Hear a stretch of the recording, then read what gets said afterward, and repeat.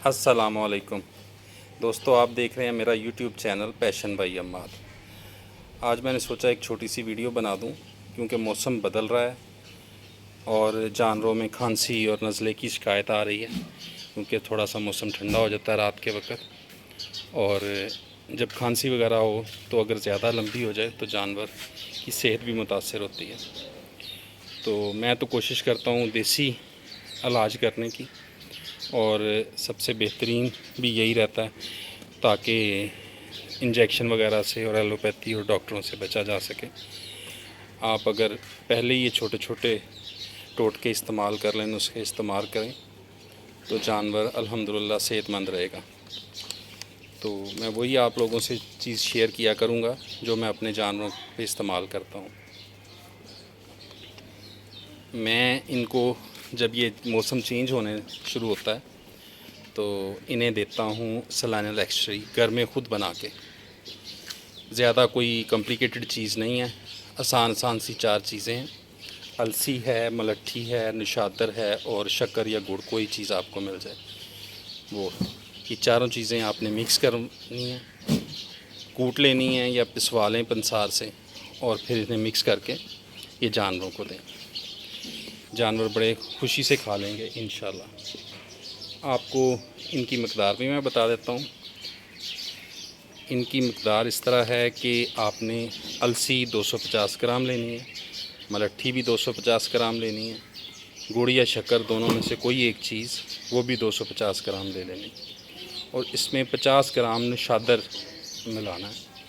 Ammonium chloride इसका साइंसी नाम है, लेकिन आप पंसार वाले को जाकर निशादर कहेंगे वो आपको दे देगा। 50 ग्राम निशादर इसमें आप मिलाएं और इन सब चीज़ों को पिसवा लें। जब पिसवा लें तो रोज़ाना दिन में 2 दफ़ा भी दिया जा सकता है, लेकिन कम से कम 1 दफ़ा इस मौसम में एहतियाती तौर पे ही दे दें ताकि आपके जानवर को सर्दी महसूस ना हो, कोई बुखार से भी महफूज रहेगा। गर्म होता है गुड़, और खांसी वगैरह और नज़ला ज़ुकाम भी नहीं होगा। इन्हें छोटे जानवर जैसे ये पट्ठे हैं, इन्हें 10 ग्राम दिया जा सकता है रोज़ाना, और जो बड़े जानवर हैं इन्हें 20 ग्राम, इनको आप 20 ग्राम दें बड़े जानवरों को, बड़ी बकरी या बकरे को।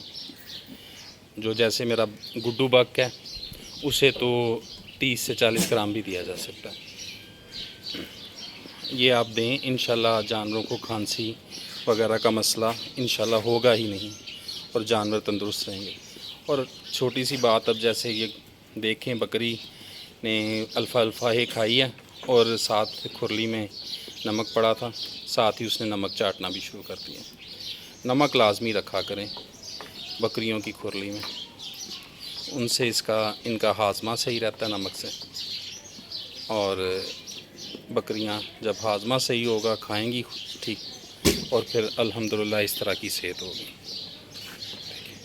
कोई हैंड फीडेड नहीं है, क्रॉस हो चुकी है अल्हम्दुलिल्लाह। तो अभी कंफर्म नहीं है, क्रॉस हो गई है। अभी 15 दिन ही हुए हैं मैंने गुड्डू को इनके अंदर छोड़ा हुआ था। तो ये छोटे छोटे आप टोटके इस्तेमाल करें, इंशाल्लाह फ़ायदा होगा। और मेरे चैनल को सब्सक्राइब करें, लाइक करें और शेयर करें ताकि आपको इस तरह की अच्छी वीडियोस मिलती रहें।